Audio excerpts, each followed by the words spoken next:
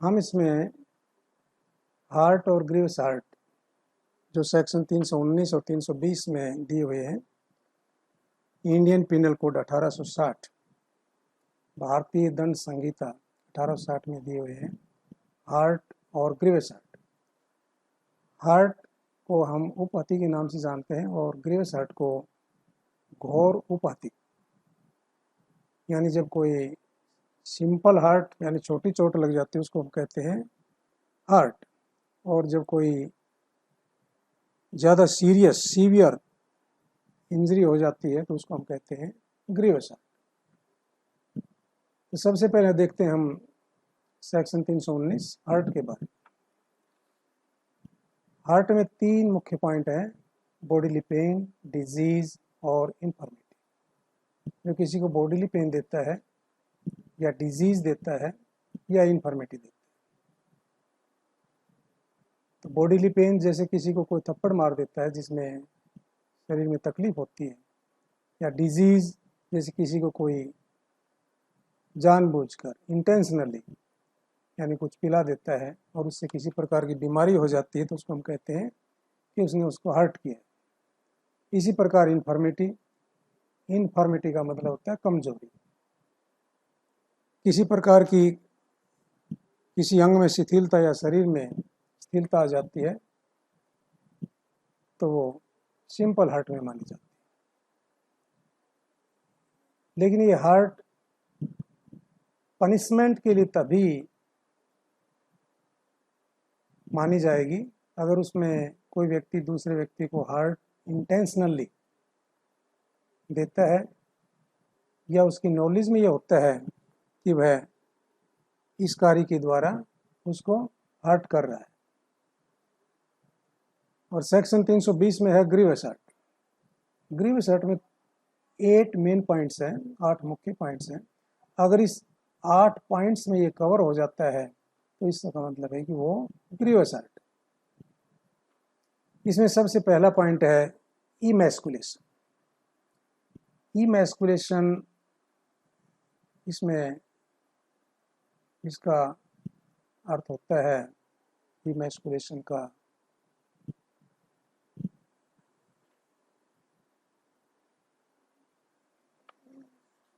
Emasculation केवल ये mail के अंदर ही होता है और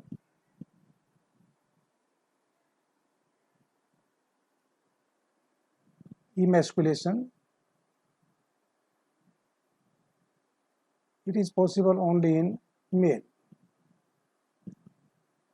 पहला पॉइंट कि जब कोई इस प्रकार की चोट पहुंचाता है, गहरी चोट जिससे कि व्यक्ति में नपुंसकता आ जाती है, उसको हम कहते हैं इमैस्कुलेशन। ये ग्रीवस हार्ट में माना जाए। दूसरा पॉइंट है permanent privation of the site of either I, यानी दोनों आंखों में से कोई एक आंख या दोनों आंखों में ऐसी चोट लग जाती है कि उसका दिखाई देना पूर्ण रूप से बंद हो जाए, परमानेंट यानी हमेशा के लिए, तो उसको हम कहते हैं ग्रीवस हार्ट। इसमें थर्ड पॉइंट है permanent privation of hearing of either year, यानी दोनों कानों में से कोई एक कान या दोनों कानों से अगर सुनना बंद हो जाए तो वो ग्रीवस हार्ट में माना जाए। चौथा पॉइंट है प्राइवेशन ऑफ एनी मेंबर और ज्वाइंट। एनी मेंबर, यहाँ पर मेंबर का अर्थ है ऑर्गन, यानी किसी व्यक्ति का शरीर का कोई भी अंग या कोई भी ज्वाइंट बिल्कुल उसको अलग कर दिया जाए तो उसको हम ग्रीवस हार्ट में मानते हैं। जैसे कोई किसी का किसी भी हथियार के द्वारा हाथ काट देता है तो उसको हम, ये चौथा पॉइंट है privation of any member of joint, तो उसमें ग्रीवस हार्ट माना जाएगा। पांचवा पॉइंट है डिस्ट्रक्शन और permanent impairing of the powers of any member और ज्वाइंट।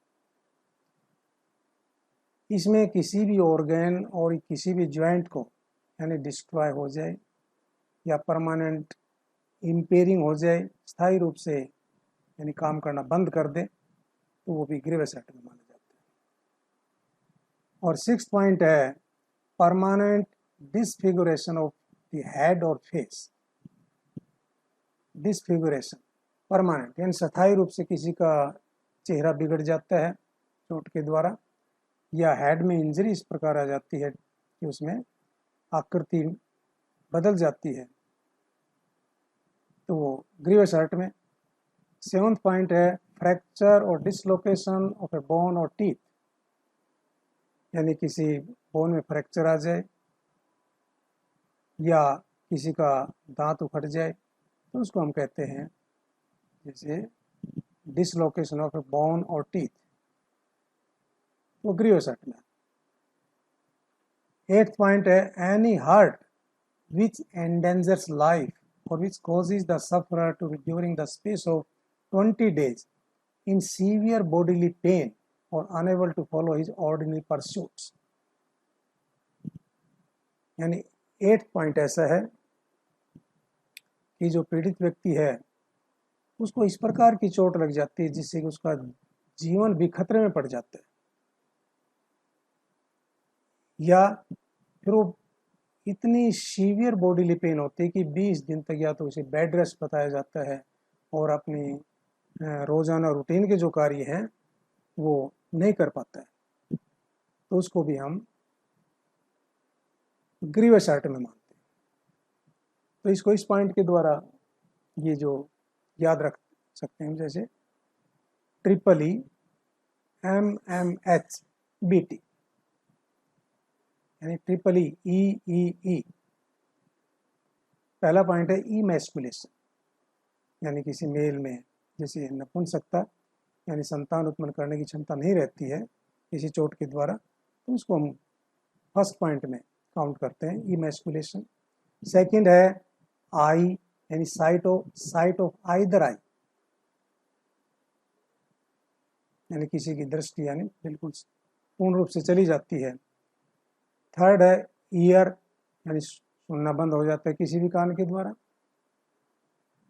फोर्थ है एम, इसमें मेंबर और ज्वाइंट, किसी भी मेंबर या ज्वाइंट का किसी भी ऑर्गन है ज्वाइंट है वो पूर्ण रूप से यानी अलग हो जाता है। अगला फिर है मेंबर और ज्वाइंट ये डिस्ट्रॉय या इम्पेयरिंग यानी क्षतिग्रस्त हो जाता है, काम करना बंद कर देता है। और अगला है इसमें हेड और फेस, तो हेड और फेस में किसी प्रकार की डिसफिगुरेशन यानी आकृति बदल जाती है, बिगड़ जाती है, किसी की शक्ल सूरत जैसे इस प्रकार से भाई कोई चेहरे पे एसिड डाल देता है या किसी का नाक पे ऐसा जख्म हो जाता है जैसे दांत के द्वारा नाक को काट लिया जाता है, तो उसको भी हम ग्रीवस हर्ट में मानते हैं। नेक्स्ट है बी का मतलब बोन और टीथ, किसी की हड्डी में फ्रैक्चर हो जाए या दांत उखड़ जाए उसको भी हम ये 7th पॉइंट में काउंट करते हैं। और 8th है जो है 20 डेज, यानी इस प्रकार की चोट दी जाती है कि किसी का जीवन खतरे में पड़ जाए, जब 20 दिन तक बेड रेस्ट हो या अपना रोजाना का काम हो भली भांति ना कर सके, उसको भी हम ग्रीवस हर्ट में काउंट करते हैं। अब नेक्स्ट पॉइंट है इसमें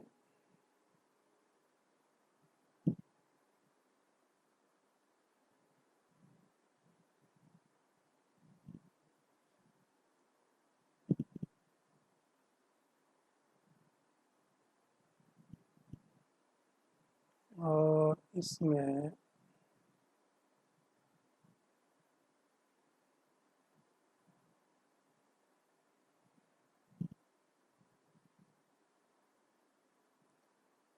नेक्स्ट पॉइंट इसमें है वॉलंटरी कॉजिंग हार्ट। अब हमने केवल डेफिनेशन पढ़ी है कि भी हार्ट क्या है और ग्रीवस हर्ट क्या है, लेकिन हम देखेंगे कि इसमें यानी ऑफेंस क्या बनता है। ऑफेंस तभी बनेगा जब कोई वॉलेंट्रली हार्ट कॉज करेगा। वॉलेंट्रली का मतलब होता है जिसमें इंटेंशन भी हो और नॉलेज भी हो, यानी इंटेंशन और नॉलेज के साथ वो जानबूझकर किसी को हर्ट करना चाहता है, यानी उसका आशय ये होता है कि भी मैंने उसको हर्ट करना है, तो उसमें उसको यानी पनिशमेंट मिलता है, तो उसको कहते हैं वॉलंटरी कॉजिंग हर्ट। और वॉलंटरी कॉजिंग हर्ट जो है इसमें 321 में आता है, इसमें क्या है, whoever does any act with the intention of thereby causing hurt to any person, किसी भी व्यक्ति को जैसे हर्ट पहुंचाता है विद द इंटेंशन और विद द नॉलेज, और इस नॉलेज से, इस जानकारी में कि he is likely thereby to cause hurt to any person and does thereby cause hurt to any person is said voluntarily to cause hurt, तो उसको हम कहेंगे कि उसने वॉलेंटरली उसको हर्ट किया है। और सेक्शन 322 में है वॉलेंटरली कॉजिंग ग्रीवस हर्ट, इसमें उसी प्रकार से यानी ग्रीवस हर्ट जो सेक्शन ऊपर 320 में दिए हुए हैं 8 पॉइंट्स, अगर उस 8 पॉइंट्स में कवर हो जाते हैं और वो उस इंटेंशन के साथ या उस नॉलेज के साथ उसको ग्रीवस हर्ट देता है, तो उसको हम कहेंगे वॉलेंटरली कॉजिंग ग्रीवस हर्ट। अब सेक्शन 323 यानी 323 में आता है कि punishment for voluntarily causing hurt. इसमें पनिशमेंट क्या है ग्रीवस हर्ट के लिए, वॉलेंटरी कॉजिंग ग्रीवस हर्ट और 321 में वॉलेंटरी कॉजिंग हर्ट। तो पहले हम देखते हैं 321 में वॉलेंटरी कॉजिंग हर्ट। 321 में और 322 में voluntary causing grievous hurt. Punishment 323 में है punishment for voluntary causing hurt, तो इसमें पनिशमेंट है इम्प्रिजनमेंट फॉर 1 ईयर 323 में, कि whoever except in the case provided for by section 334,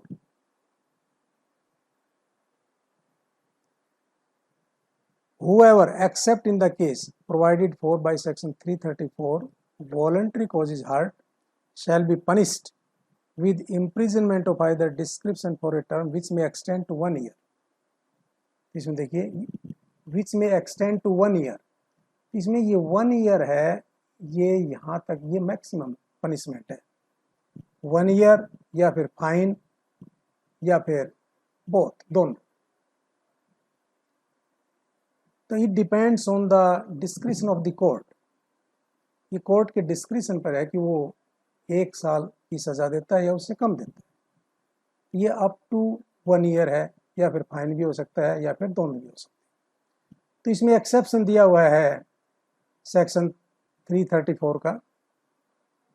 तो सेक्शन 334 में क्योंकि वो प्रोवोकेशन के ऊपर है, यदि कोई किसी को प्रोवोक कर देता है, उत्तेजित कर देता है, भड़काता है और फिर हार्ट कॉज करता है, तो उसमें सज़ा कम होती है 334 में। तो उसको हमें इसमें एक्सेप्शन दिया गया है, अपवाद के रूप में दिया गया है।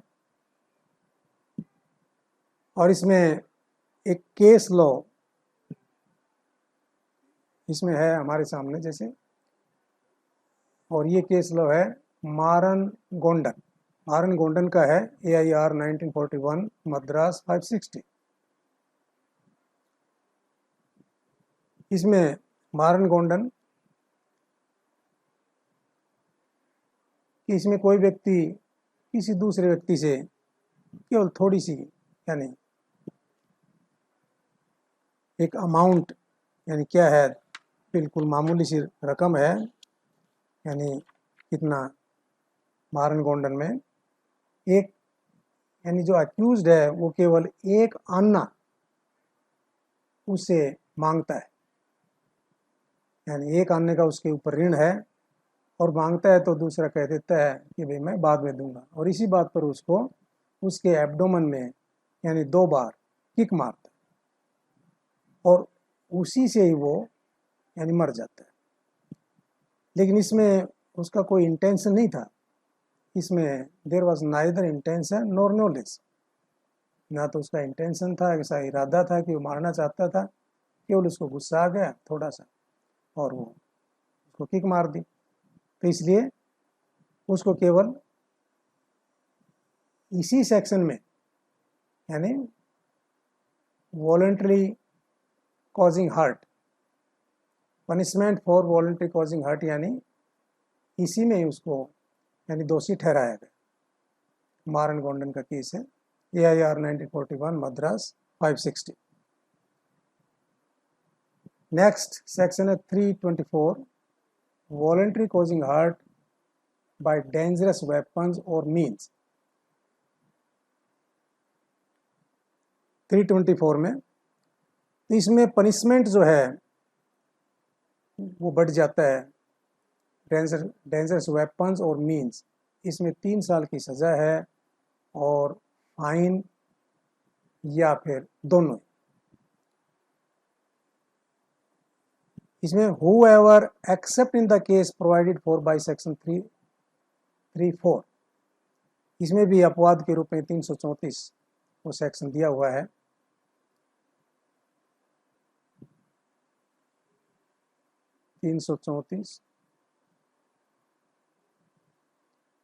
Voluntary causes hurt by means of any instrument, किसी भी इंस्ट्रूमेंट के द्वारा जिसमें शूटिंग, स्टैबिंग और cutting, or any instrument which used as a weapon of offense is likely to cause death, or by means of fire or any heated substance, or by means of any poison or any corrosive substance, or by means of any explosive substance, or by means of any substance which it is deleterious to the human body to inhale, to swallow, or to receive into the blood, or by means of any animal, shall be punished with imprisonment of either description for a term which may extend to 3 years, or with fine, or with both। तो इसमें यह punishment है 3 years 3 साल की, या fine या फिर दोनों। और इसमें डेंजरस वेपन्स, इसमें डेंजरस वेपन्स है या मीन्स अलग से दिए हुए हैं। तो इसमें कोई भी डेंजरस वेपन्स हो सकता है, चाहे वो शूटिंग का हो, स्टैबिंग का हो, या कोई पॉइजन हो जो ह्यूमन बॉडी के लिए deleterious. Next we come to section 325, punishment for voluntary causing grievous hurt. 325 में punishment for voluntarily causing grievous hurt, यानी वॉलंटरली जो जानबूझकर किसी को ग्रीवियस हर्ट देता है तो उसके लिए पनिशमेंट क्या होगा। इसमें whoever except in the case provided for by section 335 325 में ये इसमें एक्सेप्शन दिया हुआ है, ये आपके सामने 335 में ये अपवाद है, क्योंकि इसमें प्रोवोकेशन में अगर कोई ग्रीवियस हर्ट देता है तो उसमें सज़ा कम होती है। तो इसमें voluntarily causes grievous hurt shall be punished with imprisonment of either description for a term which may extend to 7 years। तो इसमें 7 साल की सज़ा है। 7 years description for a term which may extend to 7 years and shall also be liable to fine, और साथ में इसमें जुर्माना भी है, फाइन भी है। तो 7 साल तक, यानी 7 से कम हो सकती है, लेकिन इसमें मैक्सिमम पनिशमेंट है वो 7 साल है, और साथ में जुर्माना, यानी 7 years और फाइन के बीच में हम एंड लगाते हैं और नहीं। इसमें केस लॉ है state of Haryana versus Mangeram.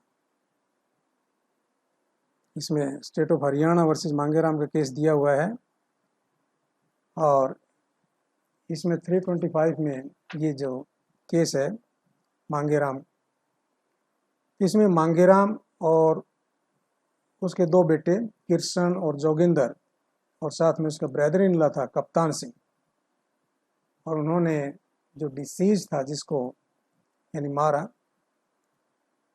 उसको 10 इंजरी दी गई, और 10 में से 3 इंजरी जो थी वो ग्रीवियस हर्ट थी। तो ये डॉक्टरों ने देखा और जो एक्यूज था जिस मांगेराम, इसको कन्विक्ट किया गया अंडर सेक्शन 325 एंड 326 यानी ग्रीवियस एक्ट में, रीड विद सेक्शन 34 एंड 34 जिसमें कई मिलकर सामूहिक जैसे ऑफेंस करते हैं, and not for offence under section 302 यानी इसमें जो मर्डर का केस था 302 वो नहीं लगाया गया, केवल ग्रीवियस हर्ट का ही इसमें लगाया गया, चाहे उसमें डेथ ही क्यों ना हो गई। इसमें आज से देखा जाता है, इंटेंशन देखा जाता है कि कहीं उसका यानी मर्डर का था या केवल ग्रीवियस हर्ट तक ही था। उसके बाद सेक्शन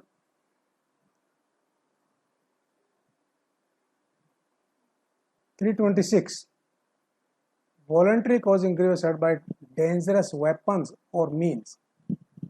326 में voluntary causing grievous hurt by dangerous weapons, तो इसमें डेंजरस वेपन्स आते हैं या दूसरे कोई साधन ऐसे, ये कौन कौन से हैं।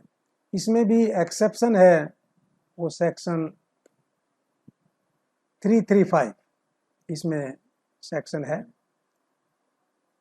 इसमें 335 ये आईपीसी का सेक्शन है 335, इसमें भी प्रोवोकेशन है, क्योंकि जब प्रोवोकेशन हो जाती है तो दंड जो है कम हो जाता है। ये कहता है whoever except in the case provided for by section 335 335 voluntary causes grievous hurt by means of any instrument for shooting stabbing cutting, यानी शूटिंग का हो, स्टैबिंग का या कटिंग का, or any instrument which used as a weapon of offense is likely to cause death, or by means of fire or heated substance, or by means of any poison or any corrosive substance, or by means of any explosive substance, or by means of any substance which it is deleterious to the human body to inhale, to swallow, to receive into the blood, or by means of any animal, shall be punished with imprisonment for life, or with imprisonment of either description for a term which may extend to 10 years, and shall also be liable to fine। तो इसमें यह punishment दिया हुआ है 326 में, grievous hurt by dangerous weapons और means के imprisonment for life और 10 years और फाइन। और इसमें एक्सेप्शन की जो धारा है, सेक्शन है, वो 335 335 में, जिसमें प्रोवोकेशन दिया हुआ है। Next we come to section 326A, ये voluntary causing grievous hurt by use of acid etcetera, यानी जब ग्रीवियस हर्ट की एसिड के द्वारा, आजकल इस प्रकार की घटनाएं बहुत ज़्यादा होती हैं कि किसी के ऊपर जो एसिड डाला जाता है, ज़्यादातर यानी ऐसी घटनाएं होती हैं जो समाचार में पढ़ते रहते हैं, एसिड एटसेट्रा। तो इसमें जो सज़ा है वो है नॉट लेस देन 10 years, इसमें 10 साल से कम की नहीं हो सकती, और extend to imprisonment for life, और इम्प्रिजनमेंट फॉर लाइफ तक हो सकती है, कम से कम 10 साल है, एंड फाइन, और फाइन भी होगा, और ये फाइन है ये विक्टिम को ही दिया जाएगा, यानी जैसे उसके ट्रीटमेंट पर के ऊपर है, केवल विक्टिम को दिया जाएगा। तो ये है कि whoever causes परमानेंट और पार्शियल डैमेज, परमानेंट डैमेज हो या पार्शियल आंशिक रूप से, और डिफॉर्मिटी हो, और बर्न्स और मेम्स और डिसफिगर्स यानी शकल सूरत बिगाड़ दे, और डिसेबल्स अपंग कर दे, एनी पार्ट और parts of the body of a person, और causes grievous hurt by throwing acid or by administering acid to that person, or by using any other means with the intention of causing or with the knowledge that he is likely to cause such injury or hurt, shall be punished with imprisonment of either description for a term which shall not be less than 10 years, but which may extend to imprisonment for life or with fine, provided that such fine shall be just and reasonable. कि ये जो fine है just यानी उचित होगा and reasonable to meet the medical expenses of the treatment of the victim, यानी जो victim है पीड़ित है या पीड़िता है यानी उसके मेडिकल एक्सपेंसेस पर के ऊपर खर्च होगा। और इससे आगे provided further that any fine imposed under this section shall be paid to the victim, जो भी फाइन यानी अक्यूज पर लगेगा वो यानी विक्टिम को ही दिया जाएगा। तो ये था सेक्शन 326A। अब 326B, वॉलंटरी थ्रोइंग और attempting to throw acid. Voluntary throwing और अटेम्प्टिंग टू थ्रो एसिड, इसमें पनिशमेंट है नॉट लेस देन 5 years और may extend to 7 years plus fine. इसमें केवल यानी वॉलंटरली थ्रोइंग यानी जानबूझकर एसिड फेंकता है या फेंकने का जैसे अटेम्प्ट करता है, कोशिश करता है, यानी whoever throws or attempts to throw acid on any person or attempts to administer acid to any person or attempts to use any other means with the intention of causing permanent or partial damage or deformity or burns or maiming or disfigurement or disability or grievous hurt to that person shall be punished with imprisonment of either description for a term which shall not be less than 5 years, but which may extend to 7 years. Not less than 5 years, but which may extend to 7 years. यानी 5 से कम नहीं होगी लेकिन 7 साल तक बढ़ सकती है, केवल अटेम्प्ट करने से या फेंकने से। चाहे जो जिसके ऊपर फेंकना चाहे पीड़ित है उसके ऊपर चाहे एसिड ना ही गिरे, तो इसमें extend to 7 years and shall also be liable to fine, और साथ में फाइन भी होगा। For the purposes of section 326A and this section, acid includes any substance, यानी एसिड में जैसे कोई भी सब्सटेंस हो सकता है विच हैज एसिडिक और कोरोसिव कैरेक्टर और burning nature, that is capable of causing bodily injury, जो बॉडीली इंजरी कर सकता है, उसमें जख्म कर सकता है, लीडिंग टू स्कार्स यानी जख्म हो जाए, घाव हो जाए, डिसफिगरमेंट ऑफ टेम्परेरी और परमानेंट डिसेबिलिटी, चाहे वो टेम्परेरी हो या परमानेंट। इसमें एक्सप्लेनेशन 2 है इसमें, for the purposes of section 326A and this section permanent or partial damage or deformity shall not be required to be irreversible, यानी ये जो परमानेंट है या पार्शियल डैमेज है, डिफॉर्मिटी है, इसमें जरूरी नहीं कि वो इरिवर्सिबल ही हो, यानी वो वापस ठीक भी हो सकती है लेकिन फिर भी उसको यानी इसमें पनिशमेंट की श्रेणी में होगा। और ये ब्रीफ में इसको दिया हुआ है, ये टेबल हमने बनाई है। For the sake of convenience you will learn easily. इसमें देखिए पहले just for the sake of revision हम करते हैं, जैसे ये सेक्शन 323 और इसमें पहला ऑफेंस बनता है, इसमें हम लिखते हैं जैसे VCH, VCH का मतलब है वॉलंटरी कॉजिंग हार्ट। ये वॉलंटरी कॉजिंग हार्ट होता है तो इसमें पनिशमेंट क्या है? पनिशमेंट इसमें है, देखिए ये है 1 year और फाइन ऑफ ₹1000 और बहुत 1 साल तक की जैसे इम्प्रिजनमेंट है या फाइन है 1000 रुपये तक। और इसमें साथ में हम ये देखते हैं कि इसमें कॉग्निजेबल ऑफेंस है या नॉन कॉग्निजेबल है। ये नॉन कॉग्निजेबल या नॉन कॉग्निजेबल या बेलेबल या नॉन बेलेबल और किस कोर्ट के द्वारा इसकी ट्रायल होगी, ये क्रिमिनल प्रोसीजर कोड यानी सीआरपीसी में ये फर्स्ट शेड्यूल में दिया हुआ है। तो ये उसी में से हम देखकर अच्छी तरह से सीख सकते हैं। इसमें ये 323 है, वॉलेंट्री कॉजिंग हार्ट है, जिसमें 1 साल तक की सज़ा या 1,000 रुपये जुर्माना या फिर दोनों। तो ये नॉन कॉग्निजेबल ऑफेंस है, ये जो है नॉन कॉग्निजेबल ऑफेंस है। वॉलेंट्री कॉजिंग हार्ट केवल हार्ट है, ना कि ग्रीवियस हार्ट, और ये बेलेबल ऑफेंस है। और ये कौन सी कोर्ट करेगी? एनी मैजिस्ट्रेट, यानी कोई भी मैजिस्ट्रेट इसकी जो है ट्रायल होगी। और साथ में ये है कंपाउंडेबल है, कंपाउंडेबल ऑफेंस है।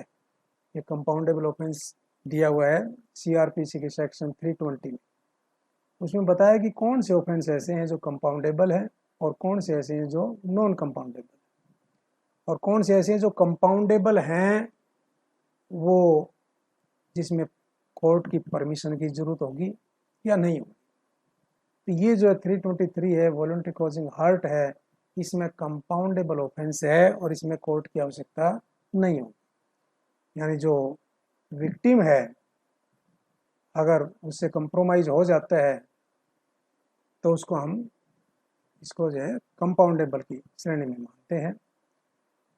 अगर उसको माफ़ कर देता है तो ये उसमें आपस में समझौता हो जाता है, कंप्रोमाइज हो जाता है, उसको हम कहते हैं कंपाउंडेबल ऑफेंस। उसके बाद 324 ये है voluntary causing heart by dangerous weapons. इसमें 3 साल की सजा है या फाइन है या फिर दोनों। इसमें कॉग्निजेबल ऑफेंस है।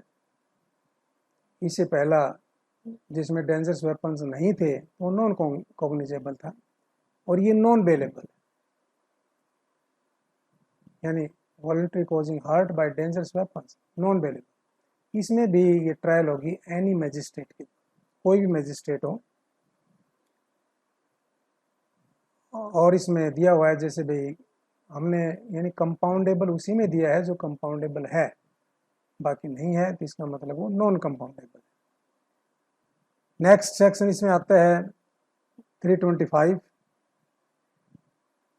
325 है वॉलंटरी कॉजिंग ग्रीवियस हर्ट।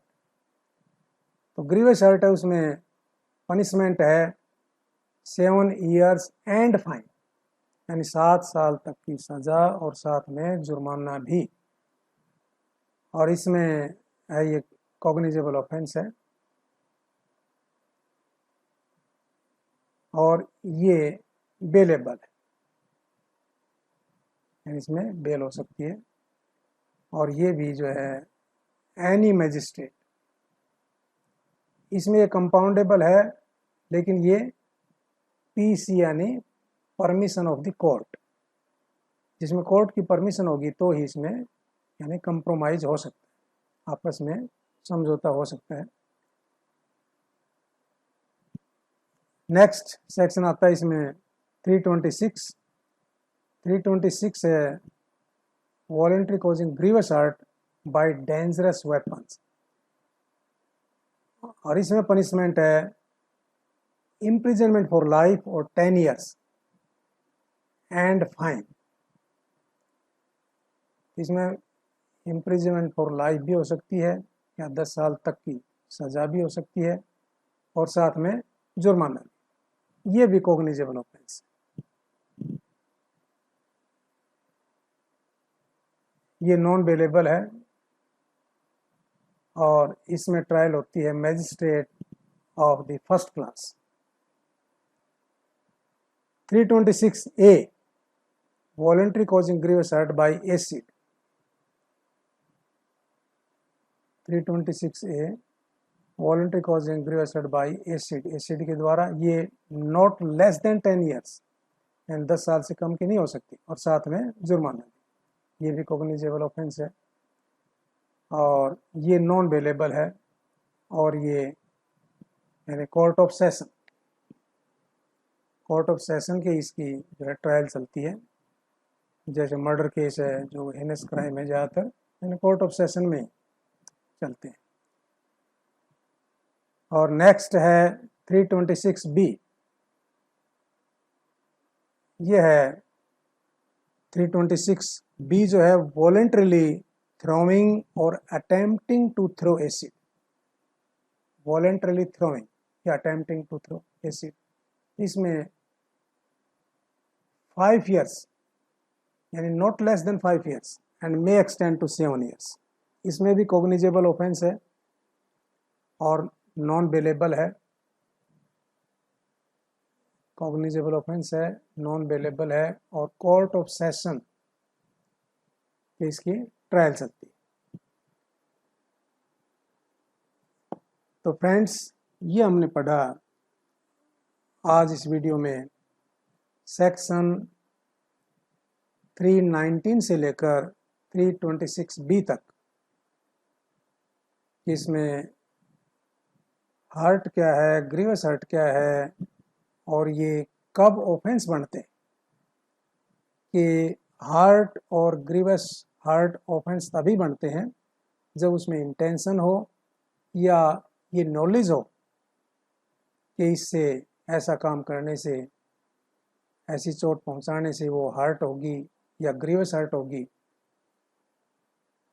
और यदि कोई व्यक्ति किसी को केवल हर्ट ही देना चाहता है, कि केवल जैसे डराना धमकाना या भाई चोट पहुंचाना चाहता है, कई बार ऐसा होता है कि उसकी मौत हो जाती है। केवल इंटेंशन इतना होता है कि उसको हर्ट किया जाए या ग्रीवस हर्ट दिया जाए, लेकिन डेथ हो जाती है।